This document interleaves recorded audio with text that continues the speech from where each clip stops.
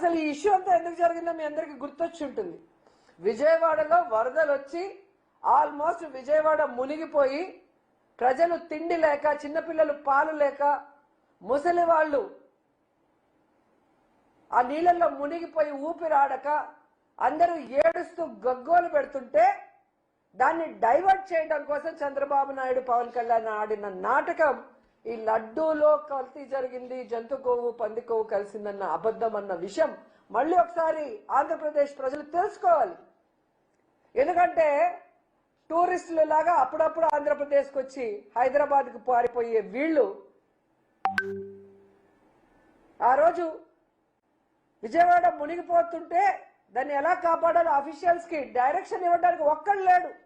CM నుంచి కింద minister వరకు అఫీషియల్స్ మొత్తం హైదరాబాద్ లో ఉండారు.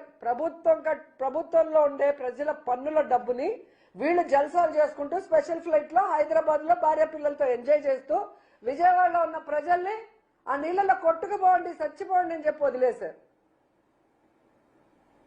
వీళ్ళ చేతగానితనానికి, ప్రజల మీద వీళ్ళకి చిత్తశుద్ధి లేకపోవటం వల్ల, వీళ్ళు సరైన సమయంలో స్పందించకపోవటం వల్ల విజయవాడ మునిగిపోయి ప్రజలు అల్లల్లాడిపోతే వాళ్ళని కాపాడాల్సిన బాధ్యత పక్కన పెట్టి ఈ డైవర్ట్ పాలిటిక్స్ తీసుకొచ్చి సాక్షాత్తు కలియుగ దైవమైన వెంకటేశ్వర స్వామి మీదే బురద చల్లే ప్రయత్నం చంద్రబాబు నాయుడు చేశాడు అంటే ఈయనని ఏమనాలో ఒకసారి ఆలోచించండి. మళ్ళీ ఈ జిల్లాలో పుట్టాడు, చిత్తూరు జిల్లాలో పుట్టి రాయలసీమలో పుట్టి ఈ ప్రాంతం వల్ల 4 సార్లు ముఖ్యమంత్రి అయిన చంద్రబాబు నాయుడు ఈరోజు అధికార మదంతో, అధికార అహంకారంతో ఈయన మాట్లాడుతూ ప్యాకేజీలు ఇచ్చి పవన్ కళ్యాణ్తో కూడా మాట్లాడిచ్చారు అంటే ఇలాంటి వాళ్ళు ఇంకా అవసరమా అని అడుగుతున్నాను మోడీ గారిని. మోడీ గారు, హిందూ ధర్మాన్ని పరిరక్షించే మీరు ఇలాంటి దేవుణ్ణి కూడా కించపరిచే వ్యక్తుల్ని మీ కూటమిలో పెట్టుకుంటే మీ మీదే ప్రజలకు అనుమానం వచ్చే అవకాశం ఉంటుంది.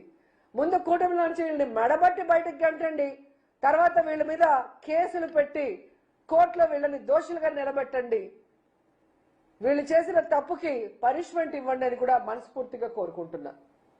ఎందుకంటే తండ్రి లాంటి సాక్షాత్తు మామగారైన ఎన్టీఆర్ గారినే తన పదవి కోసం శ్రీలోలుడిగా చిత్రీకరించి ఆయన చావుకు కారణమైన చంద్రబాబు నాయుడికి రాజకీయం కోసం దేవుణ్ణైనా మోసం చేయగలడనేది మరోసారి ప్రూవ్ చేసుకున్నాడు.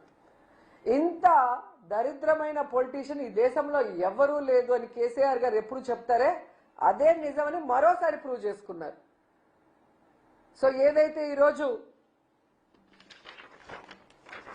నేషనల్ డైరీ రీసెర్చ్ ఇన్స్టిట్యూట్ పరిశోధన చేసి ఇచ్చిందో దాంట్లో జంతు కొవ్వు కానీ, పంది కొవ్వు కానీ, ఫిష్ ఆయిల్ కానీ లేదని ఆ రిపోర్ట్ని సిబిఐ కోర్టు ముందు ఉంచింది. ఇది మీరు కనుక చదివితే మీకే అర్థమవుతుంది చంద్రబాబు నాయుడు గారు ఎంత నీచుడు, దేవుడి లడ్డూని కూడా తన రాజకీయం కోసం ఎలా ఉపయోగించుకున్నాడని. అలాంటి వ్యక్తిని తరిమి తరిమి కొట్టండి. అలాంటి వాళ్ళు రాజకీయంలో ఉంటే మన ధర్మాలు భ్రష్టు పట్టిపోతాయి, మన రాష్ట్రం భ్రష్టు పట్టిపోతుంది, మన ప్రజలకి సుఖశాంతులు లేకుండా పోతాయి. మనం చూసారు కదా, ఒక వెల్ఫేర్ లేదు, ఒక డెవలప్మెంట్ లేదు, ఎంతసేపు అబద్ధాలు.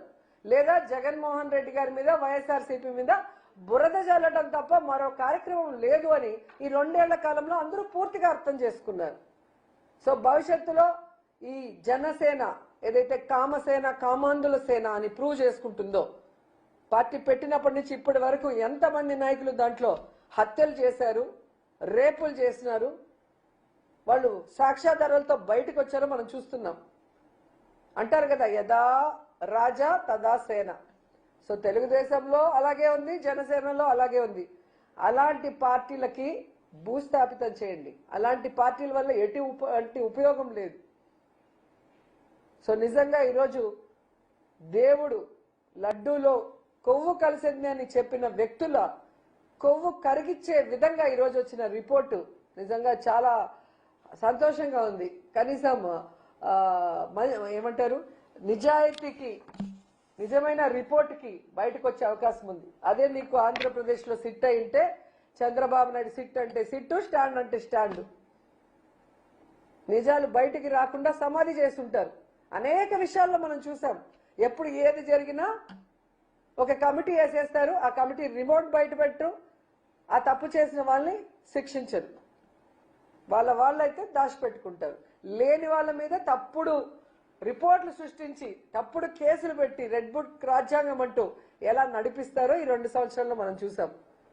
సో ఇలాంటి చంద్రబాబు నాయుడు, పవన్ కళ్యాణ్ లాంటి వ్యక్తుల్ని నేపాల్లో ఎలా అయితే తరిమి కొట్టారో అలా తరిమి కొట్టమని ఈ రాష్ట్ర ప్రజలకి, యువతకి పిలుపునిస్తున్నాం.